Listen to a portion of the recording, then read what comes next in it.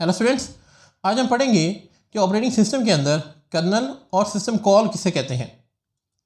The kernel provides the most basic interface between the computer itself and the rest of the operating system. Kernel हमारे पास operating system और computer के दरमियान एक interface provide करता है। कंप्यूटर से मुराद कंप्यूटर के हार्डवेयर कंपोनेंट। डायग्राम की मदद से समझते हैं। लेट्स सपोज ये आपके पास कंप्यूटर का हार्डवेयर है और इसके ऊपर हमें पता है हार्डवेयर को कंट्रोल कौन करता है, आपका ऑपरेटिंग सिस्टम कंट्रोल करता है। अब हार्डवेयर और ऑपरेटिंग सिस्टम के दरमियान में हमारे पास जो इंटरफेस होता है कुछ इस तरह से, इसको हम कहते हैं ये कर्नल है, जो हार्डवेयर और ऑपरेटिंग सिस्टम के सेंटर में होता है। The kernel is responsible for the management of the central processor. हमें पता है कंप्यूटर का ब्रेन CPU कहते हैं, जिसे हम सेंट्रल प्रोसेसिंग यूनिट भी कहते हैं। उसको कंट्रोल करना इस कर्नल की रिस्पॉन्सिबिलिटी होती है। The main functions of kernel are as follows. Kernel की जो इंपॉर्टेंट फंक्शंस हैं वो कुछ यूँ हैं। It provides a mechanism for creation and deletion of process. कि आपके कंप्यूटर के अंदर जितने भी प्रोसेस क्रिएट होते हैं या डिलीट किए जाते हैं उसकी रिस्पॉन्सिबिलिटी कर्नल की होती है। लाइक आपके पास ये मेमोरी है, इस मेमोरी के अंदर आपने प्रोसेस 1 क्रिएट किया, प्रोसेस 2 क्रिएट किया, ये दोनों कर्नल की वजह से क्रिएट होंगे।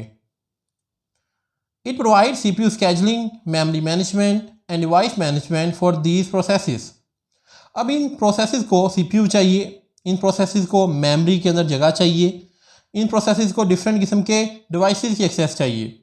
अब ये तमाम की तमाम जो चीज़ें हैं ये भी कर्नल ने हैंडल करनी होती हैं कि ये प्रोसेस को CPU कब देना है, ये प्रोसेस मेमोरी के अंदर कितनी जगह लेगा, या अगर इस प्रोसेस ने कोई डिवाइस लेनी है लाइक स्पीकर हो गया, प्रिंटर हो गया, तो वो डिवाइस इसको देनी है या नहीं देनी, इस चीज़ का जो डिसीजन है वो कर्नल करेगा।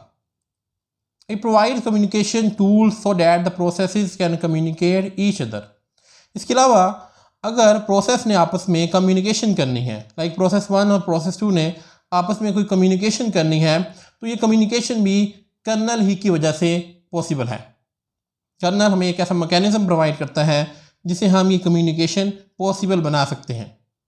आगे बढ़ने से पहले अगर आपने अभी तक हमारे चैनल को सब्सक्राइब नहीं किया तो सब्सक्राइब कर लें और बेल आइकन को प्रेस कर लें ताकि आने वाले तमाम लेक्चर्स आप तक बर वक्त पहुँच सकें।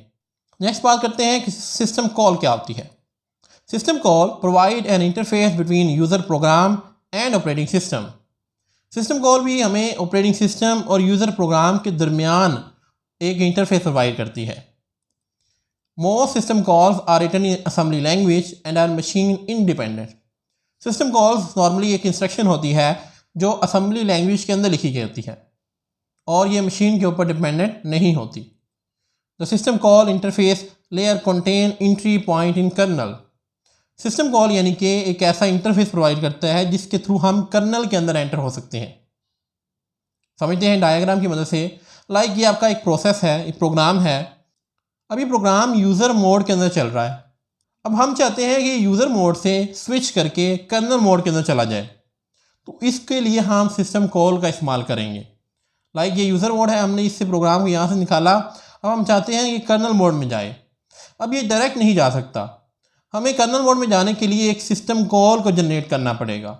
जब इस सिस्टम कॉल कर्नल मोड को मिलेगी फिर ही हम इस प्रोग्राम को कर्नल मोड के अंदर स्विच कर सकते हैं। यूज़र मोड क्या होता है, कर्नल मोड क्या होता है, ये हम पिछले लेक्चर के अंदर पढ़ चुके हैं। इसका लिंक आपको टॉप राइट कॉर्नर के ऊपर नज़र आ जाएगा, जहाँ पे आप जाकर यूज़र मोड और कर्नल मोड के बारे में डिटेल से समझ सकते हैं।